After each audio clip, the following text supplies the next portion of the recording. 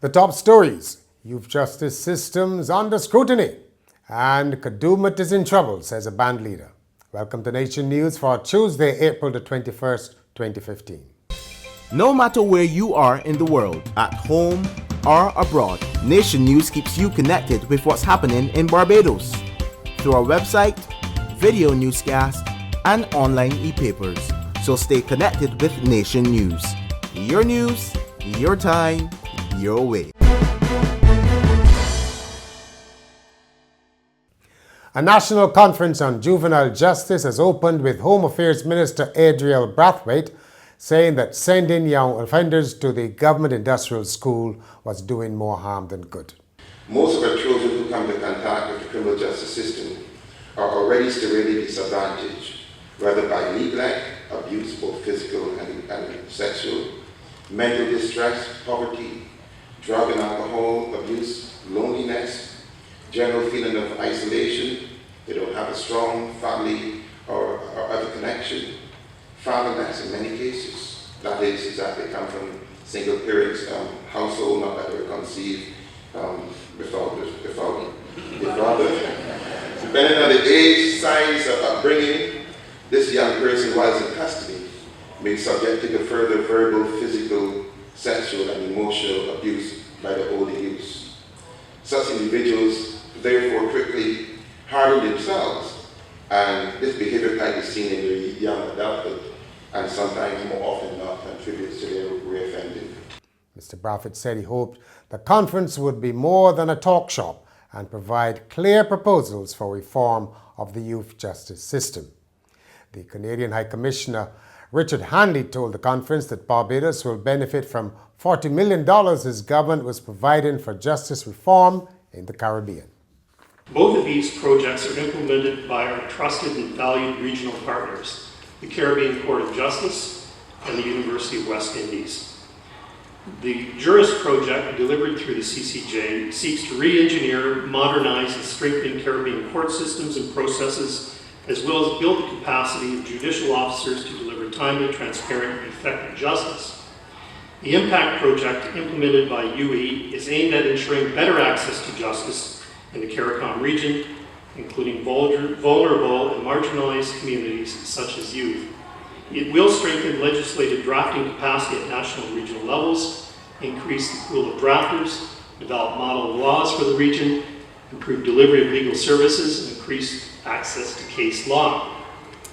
It will increase access to complementary measures such as alternate dispute resolution, restorative justice, and community justice services.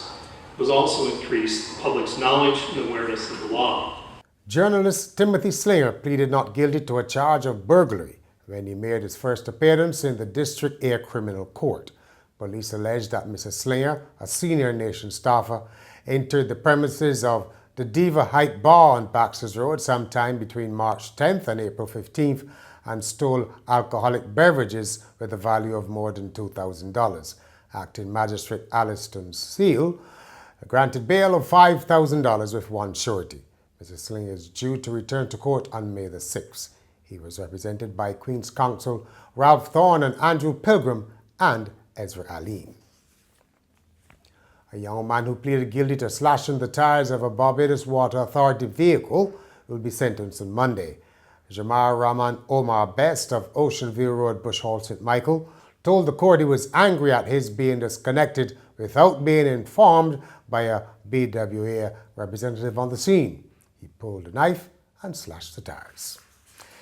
Kadooment is in trouble, says the president of the Barbados Association of Masqueraders, Chetwin Stewart. The band leader says the event needs to be repackaged.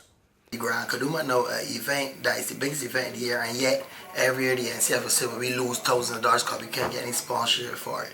So therefore, things like that we need to do, because my fear for Grand Kadooment is over the years you've seen a decline in people coming into the stadium.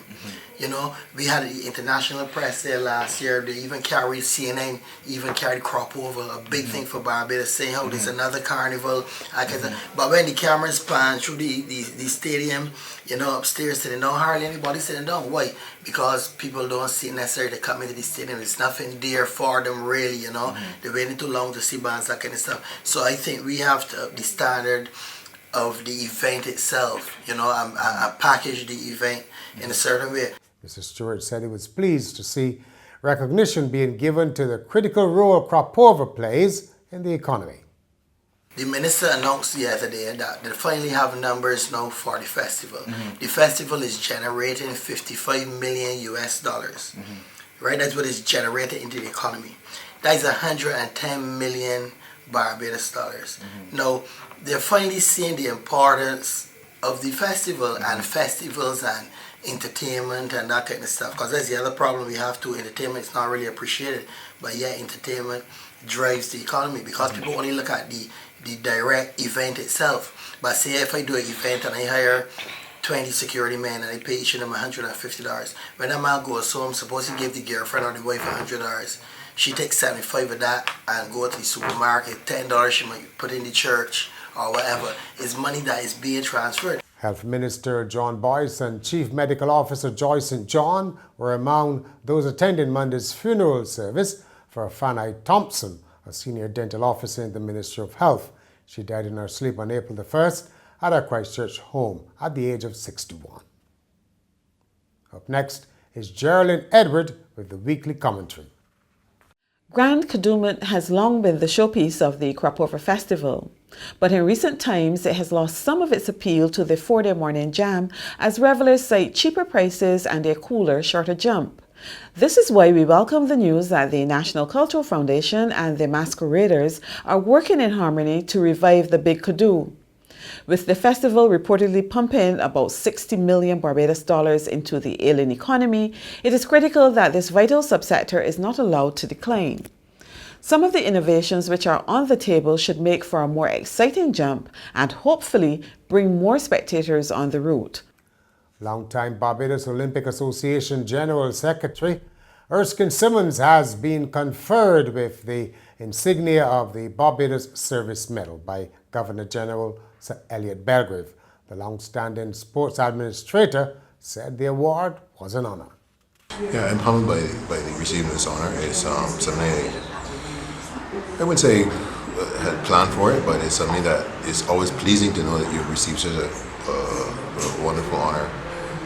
Having served the Olympic movement and served in sport in Barbados for over 30 years. I've been motivated by my involvement in sport really through a family connection. My uncles all involved in sport, and then I got involved myself at an early age in the administration of football and followed into the Olympic movement. And I must admit that it's been quite rewarding. I've enjoyed it immensely. I've felt that it was an opportunity for me to give my time and to sport in Barbados and to the national federations that I've worked and had a building relationships over the years.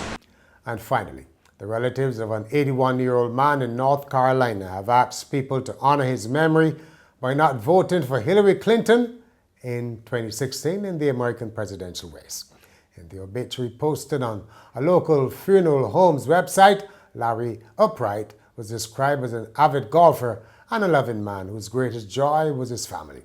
But in an unusual twist, family members have asked mourners not to vote for Mrs. Clinton, who recently launched her campaign for the US presidency. And that's Nation News for Tuesday. For more, log on to nationnews.com, as well as YouTube, Facebook, and Twitter. And remember to pick up your Midweek Nation on Wednesday or subscribe to our e-paper.